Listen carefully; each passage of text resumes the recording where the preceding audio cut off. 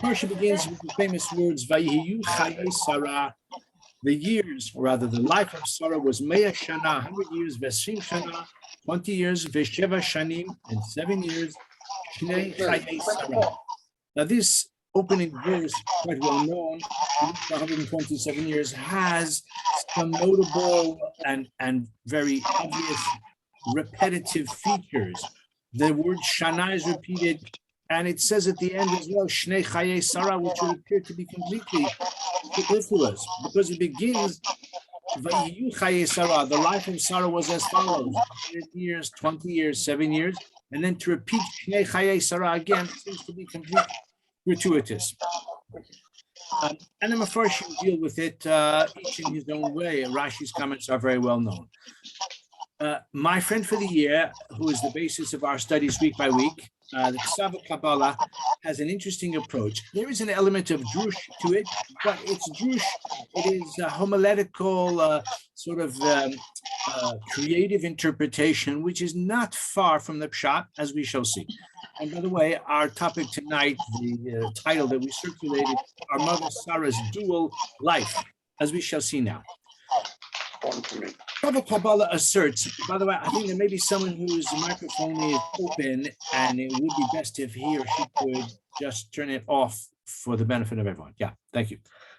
The ha-Kabbalah asserts that every person has to live a life in this world, a physical life, a life which sustains his own survival. You know, every living creature, in fact, has a survival instinct. I used to say to my trainer that if he showed me an exercise and I wasn't doing the exercise in quite the rigorous way that he wanted, I would say to him that every living creature has a survival instinct.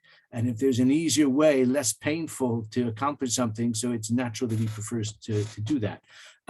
But this is the first type of life that every person and every creature lives.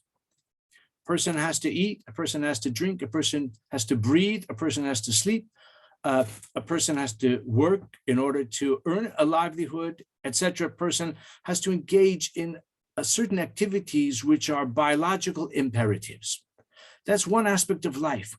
But he says a person, a human being, has another parallel aspect of life, which is this life of the spirit, which is a life that cultivates a higher purpose, which is a life which is conducted not only in accordance with biological imperatives, but with moral or ethical or spiritual aspirations. And if not, he says, Mosar ha'adamei lebehema. Otherwise, in what way is a person superior to an animal? An animal does not have that higher purpose, cannot have, by the nature of the condition of life. It's only a human being who is endowed with a spiritual component. And therefore, a human being who does all of those activities, eating and drinking, sleeping and working, and all the other activities which are part of life and are essential for the preservation of life, can and should be done also with a higher purpose, with a higher aspiration, with a higher motivation. He says that if a person is devoted and he occupies himself exclusively with physiological or material purposes and intent, if a person leads his life only on that basis, he has no chaim ruchanim, he has no spiritual life at all, then he is not living as far as his neshama is concerned. And this is what the Talmud says in Masechta Brachos, that Rishayim b'chayehim kriyim mesim, that the wicked, even in their lifetimes, are considered dead because their spiritual life has been neglected and has been allowed to atrophy. Says the ha-Kabbalah, this perhaps is the meaning. Vayush Chayei Sara mea shana v'esim shana v'sheva shanim shnei Chayei Sara. The word shnei, of course, means the years of the life, but the word shnei also means two. Shnei Chayei Sara, that her 127 years were dual years. Her life was, in the words of my title, a dual life. But of course, not that her life was bifurcated, but her life was operating, or she lived her life simultaneously in this world, but her activities and her life of this world was also for a higher purpose. It cultivated the life of the spirit with a higher aspiration. He says this is the Shnei Chayei Sara. And again, it's derech drash, like could be not out of place in a Hasidic interpretation as well. But it's not completely divorced from the pshat, because as we say, the Torah can have multiple interpretations. It is intended to be understood in multifaceted ways, and Shnei Chayei Sara can be seen to allude to this dual life. I'd like to elaborate on this just a little bit further. I was reminded when I read this of a famous letter written by Rav Yitzchak Hutner. Rav Yitzchak Hutner was one of the great Torah personalities of the 20th century. He lived the last years of his life in Yerushalayim, but his biography will say for another time. In 1954, Rav Hutner wrote a letter which was subsequently published, and he says, "Your letter has reached me," and the writer expressed distress at the fact that he is pursuing a secular career, and he felt as if his spiritual capacity, his spiritual potential was being neglected or blighted. He obviously had studied in yeshiva for long enough to reach considerable Torah maturity and sophistication, and he was troubled by that circumstance. And Rav Hutner writes to him that the sense I get from you is that you are concerned that your pursuit of a secular career is a double life. He writes in Hebrew, but he writes certain words in English, like secular career, double life. He says, "Lamotar lahagid lecha ki me'olam la'isi maskim b'shum ofen ledouble life." He said, I don't have to tell you that I never would have agreed to a double life. It must have been a close Talmud, and Rav Hutner perhaps had encouraged him to pursue a career in whatever field it was. So he says, of course, I never would have agreed, I never would have given my blessing to pursue a double life. He says, a person who rents a room in a house, and he lives in that room, and he also rents a room in a hotel to live as a visitor or as a tourist, such a person is leading a double life because he has a place where he lives, and he also rents a room in a hotel. He has a double life. He said, but a person who rents a dwelling with two rooms, that's not a double life. He says, broad life, not double life. That's not called a double life. That's called a broad life. And he goes on to say how, I recall, because he lived in Yerushalayim as a young man as well in the 1930s. Actually, he left after 1929, after the Hebron massacres. Anyway, he says that I remember as a young man when I was in Yerushalayim, he said, I went to visit the hospital of Dr. Wallach, or Moshe Wallach. Dr. Moshe Wallach was a German Jewish doctor at Tzaddik. He founded Sharei Tzedek Hospital. He was the director of Sharei Tzedek Hospital for 45 years. And he said that he was once going, and I visited him at the hospital, and he was going in to perform surgery. And before he went in to perform surgery, he asked the patient for his name and his mother's name. He wanted to say a prayer. He wanted to say Tehillim on behalf of the patient before he went in to perform the surgery. And he says in this letter, he says, "K'shesiparti zeh le'echad hamiyuchan miben gedolei Yerushalayim." When I related this to one of the greatest of the tzaddikim of Yerushalayim, he expressed himself. He said, "Kama tzarich lekanor," how jealous one should be of a Jew who has the opportunity to serve Hashem in such a way, to be a vehicle for kavod shamayim, for the glory of heaven. He says he writes in this letter now to his correspondent, Hagida na li ha'emes, please tell me, Ahuvi Chavivi, my beloved, ha'im amiras perek Tehillim, is the recitation of a chapter of Tehillim for the well-being of a patient before the surgeon goes in to perform the operation. Ha'im zehu double life, is that called a double life? Of course not.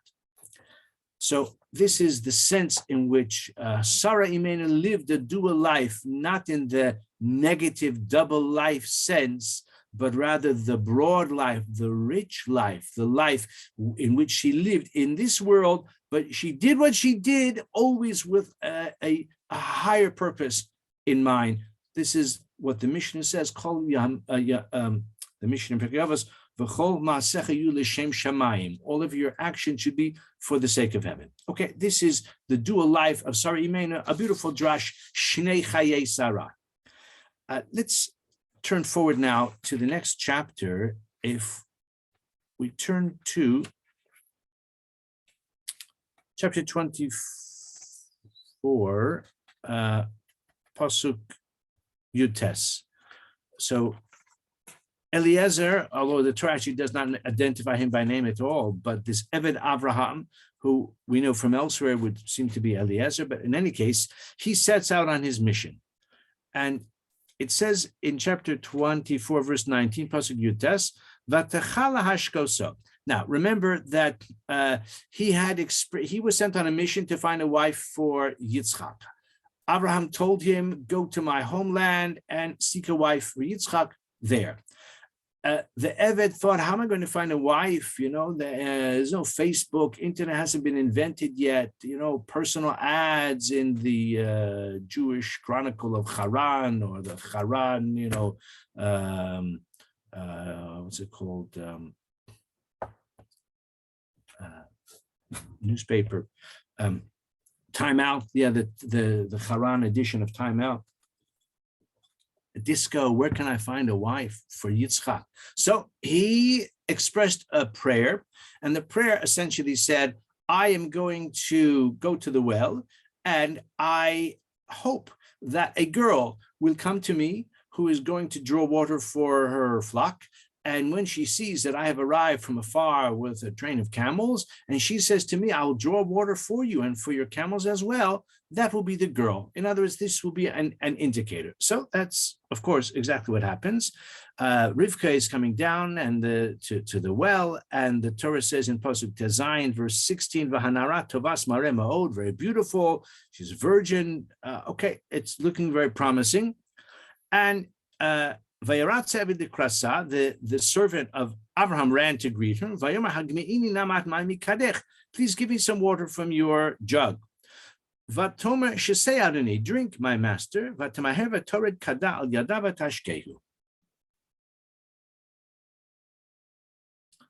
So it says that she provided water for him. Great. And she finished giving water to him. I'll give your camels as well until they finish drinking. And that's exactly what happens. After the camels finish drinking, I'm sorry, I want to say that as well, but that's slightly later. Yeah, for the moment, so she uses the expression that I will provide for them. I'm sorry, I'm getting slightly confused, for which I apologize. Vatechala hashkoso. She finished giving water to him, and then she hurried in the next verse, and she provided for all of his animals.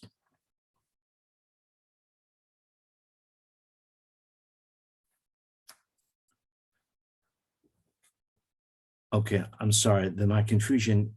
Let me just take you back to Pasuk Yutes, to verse 19 again.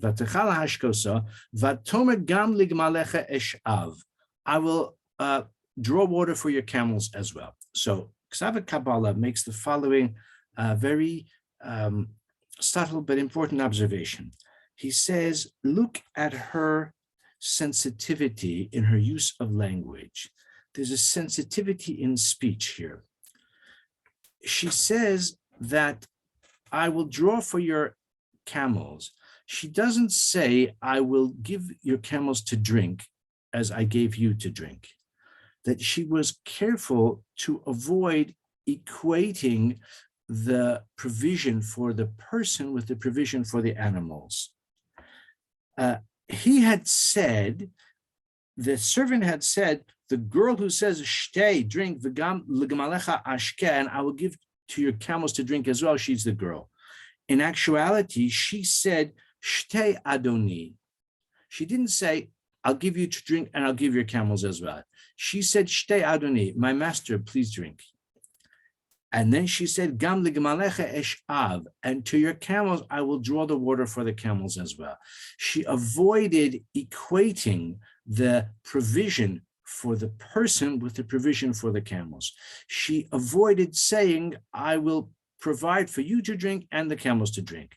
She didn't say that. She said, "Shtei Adoni, drink, my master." And she said, "And I will draw water for the camels as well." It's that sensitivity so as not to equate the needs of the camel, of the animals, with the needs of the person. But there's a further nuance which he highlights as well. If you look 2 verses further in Pasuk Chaf Beis, verse 22, "Vahi kasher kilu hagmalim lishtos," when the camels had finished drinking, then he, the man, the servant of Abraham, took the jewelry that he had brought for her and he gave it to her. But the words kasher kilu hagmalim lishtos would appear to be gratuitous. The challenge that the servant had set for himself was that the girl who comes to draw water at the well, who offers to provide for me and for the camels, she will be the girl. And that's exactly what happened. She did that, as we've just observed, in a very sensitive way, in a very generous way. She provided water for him. She provided water for the camels. But the Torah says in verse 22 that before the servant offered her the gifts, expressing the confidence that she was the right one, it says, "Vahi kasher kilu hagmalim lishtos," once the camels finished drinking. Why was it necessary for him to wait? And why does the Torah say that he waited until the camels finished drinking? After all, she poured the water for the camels. Camels are very thirsty. They're going to drink at length. Inevitably, there's going to be a time lapse between when she has finished her task and she's demonstrated her midas hachesed, that has been accomplished, and then the camels are drinking. Why does the servant, who's, as I said, probably Eliezer, why does he wait until the camels are finished? And the Torah sort of draws attention to it. It's the first part of the pasuk. Vayihi, and it was kasher kilu agmalim lishtos, when they finished drinking. Vaykacha ish nezem beka mishkalo, etc. Shnitzmidim. So ha-Kabbalah says something which is very practical. I don't know whether anyone here in this year has been to Morocco. We were in Morocco. I know Dr. Schmidt was here in the year. He was with us in Morocco, or other parts in the North Africa and the Arab world. We experienced the following. Well, let me tell you what he says. He says that the reason that he waited for the camels to finish drinking is that he wanted to be sure that she wasn't going to come up to him afterwards while the camels were drinking and ask him for a tip. He wanted to be sure that she was acting out of chesed, and it wasn't a kind of device where she manifested great generosity, but it was all a way of applying moral pressure on his part to pay up afterwards. We had this in Morocco where, young boys would offer to, if we're a bit lost, if we ask directions, "Oh, I'll take you there. And so he does. And then when he does take you there, he expects a generous tip. And if you don't give him enough money, then he feels very aggrieved, or acts as if he feels very aggrieved. This is a common practice. So he wanted to be sure that that wasn't her intention, that she wasn't going to sort of exploit what has happened and ask for a tip. As in another example that came to my mind, I met a young man years ago who was about Tshuva. He was learning in yeshiva in Monsey, New York. And he said that had been married a year or two. I asked him how he met his wife. He said, well, the shadchan was a shoe salesman. He went to a shoe store to buy shoes in Monsey. And the salesman was asking about him and his background, how old he is and what he's looking for in a wife. So he told him. Sometime later, the shoe salesman called him up and he said, I've got a girl for you. So anyway, he met her, went out with her, and they got engaged. And at the engagement, or maybe before, the salesman, shadchan, called him on the phone and he said, okay, it's going to cost you money. And he was looking for his shadchanos payment, which came as a great surprise to the young man. Anyway, so that's why when the camels finished drinking, when it was evident that she wasn't going to fall back on that ploy, then he realized, actually, she is indeed the one. I'd like to end with a comment which is brilliant, which is found here in ve-ha-Kabbalah. Some may be familiar with it because it's also attributed to the Vilna Gaon, and Rav Dessler has a famous piece about this as well in his Michtav Me'Eliyahu. I remember learning it many years ago. But I want to share with you what ve-ha-Kabbalah says about it. He has a slightly characteristic approach as well. So if you turn further in chapter 24 to Pasuk Lamed Tes, verse 39. So now the servant has met Rivka. He's convinced she's the girl. She indeed invites him home, and her family welcomes him and says, take something to eat. And he says, no, before I eat, I want to say my piece. And he tells his story, who he is, Eved Avraham Anochi, why he's come all the way from the land of Canaan, where his master Avraham has become distinguished and wealthy, and his master Avraham has sent him back to Haran, his own original homeland, to seek a wife for Yitzchak. And he tells him the whole story. And he says as well that I asked Avraham, what if the girl declines to come back with me to Canaan? She's interested in the shidduch, but she doesn't want to leave Haran and move to Canaan. She wants to stay in Haran. Shall I bring your son from Canaan? Shall I bring him back to Haran? Because Eliezer was possibly concerned what will be. First, he wants to know the terms of the shidduch proposal that he is advancing. Also, maybe by the time he gets back to Canaan, maybe Abraham will no longer be living, and he wants to know what are his instructions. And he says the famous words, Va'omar, Pasuk Lamed Tes, verse 39. Va'omar el Adonai, I said to my master, Ulai lo selecha isha acharai. Maybe the girl, the woman, won't come after me. Vayomer Elai, he said to me, that Hashem, who I've walked before him, etc., will ensure the success of your mission. And in any case, do not take my son back to Haran. So there's a famous comment of Rashi. If you have Rashi's commentary there, take a look at it. Pasuk Lamed Tes. Ulai lo selecha isha. So Rashi observes that this word ulai perhaps is spelled without the vav. It's spelled Aleph Lamed Yud, Elai ksiv. And Rashi quotes a medrash that says that Eliezer had a daughter. And the word Elai means to me. What he said was Ulai, but what he was thinking was Elai.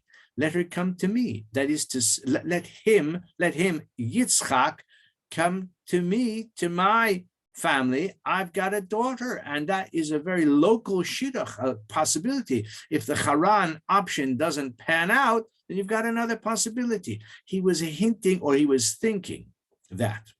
So says Rashi. The difficulty is, of course, that it would make more sense if that remez were to be found the first time around, when the Torah describes his initial conversation with Abraham. But there it is spelled ulai in the normal way with the vav.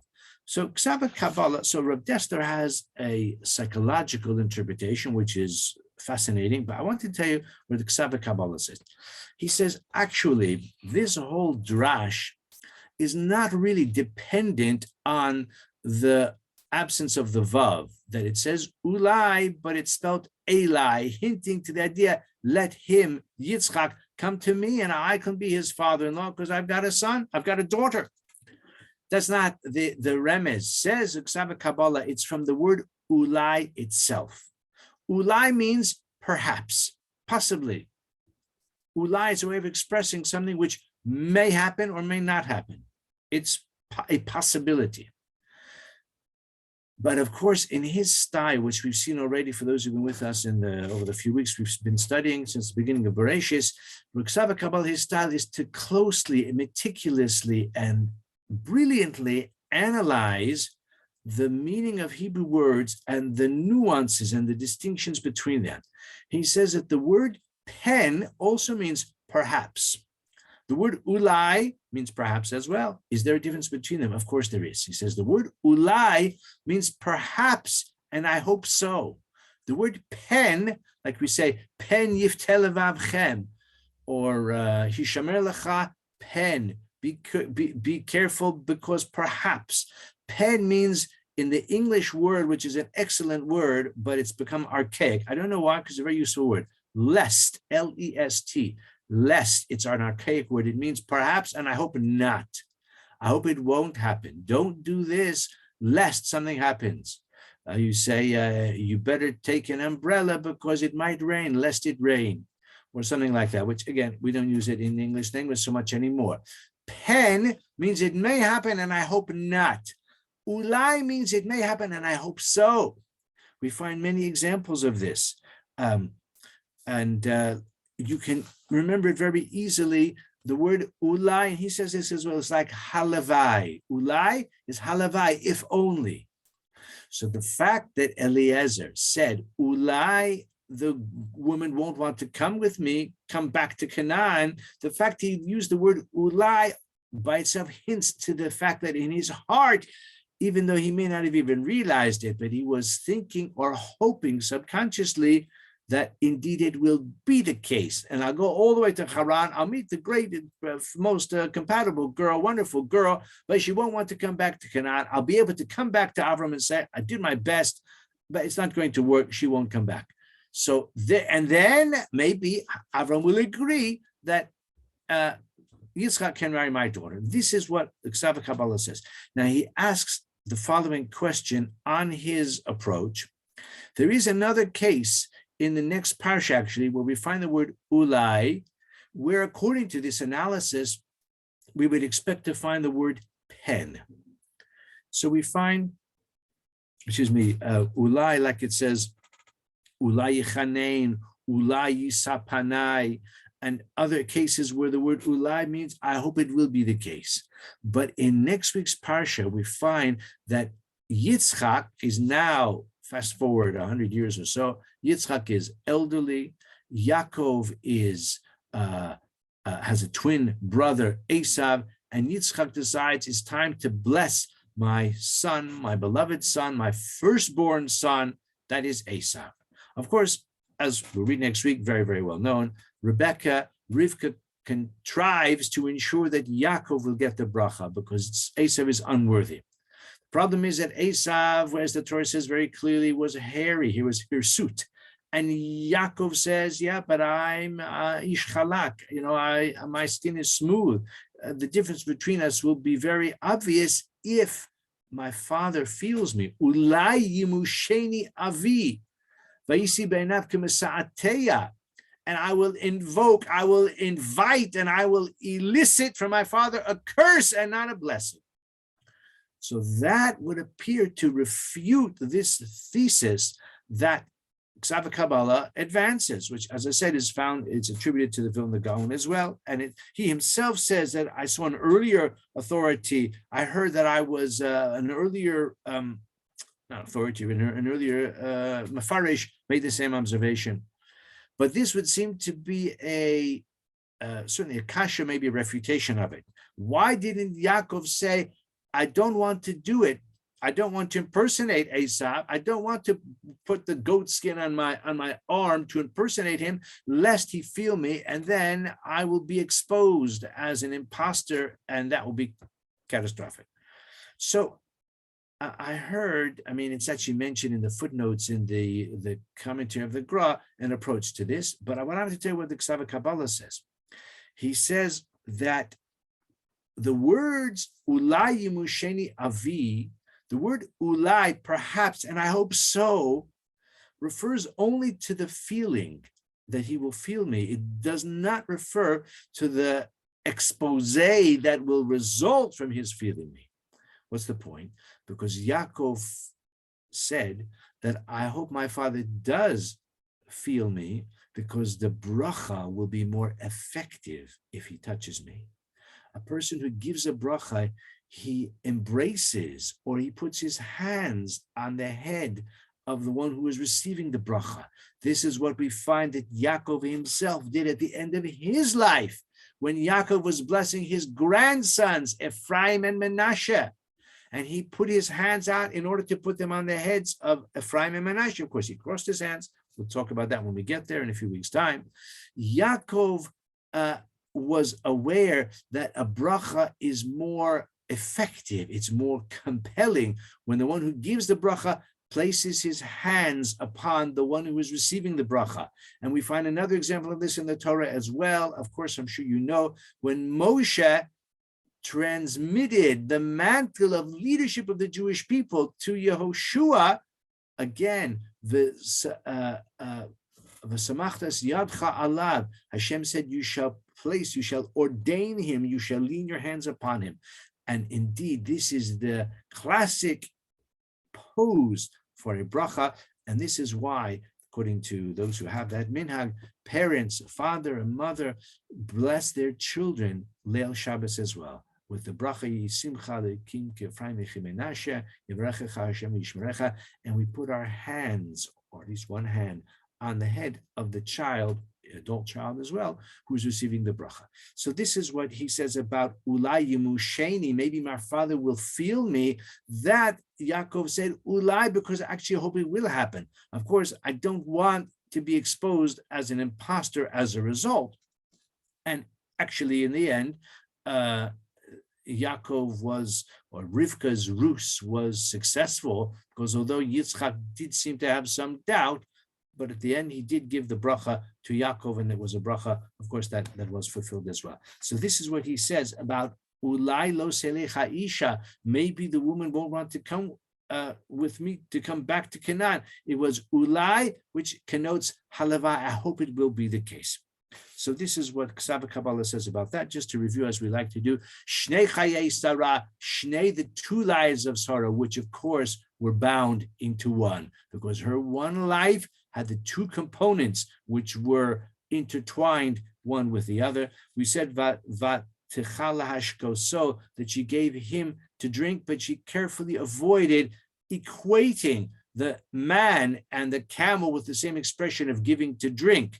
And she said, I will give you to drink and I will draw water for the camels. And finally, kasher kilu, when the camels were finished drinking, that's when he was confident this is the right girl, but he was just checking, waiting to be sure she wasn't going to come up to him and ask for payment for her act of chesed. And of course, when he realized that she was so generous, then of course he realized indeed that she was the right one for Yitzchak. So these are a few thoughts from ha-Kabbalah, and I wish everyone a wonderful Shabbos. And as I was going to say, actually I put in my notes here, because about the way a father gives a bracha or a mother gives a bracha, Shabbat Shalom Umuvarach. Well, and blessed Shabbos. Thank you very much.